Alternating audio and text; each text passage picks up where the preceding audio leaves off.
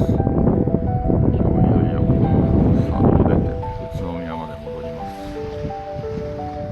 職場ちょっと時間あるんでここで過ごそうと思ってる。ご覧の通りとにかく風を見たりとか綺麗なところ。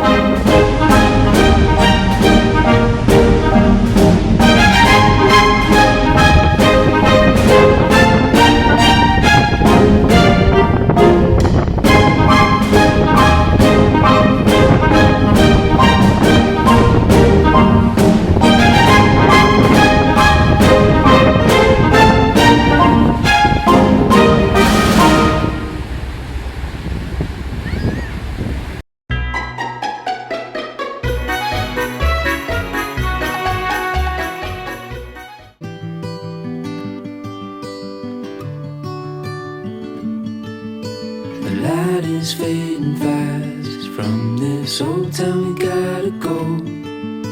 Our bags are packed, so what we waiting for?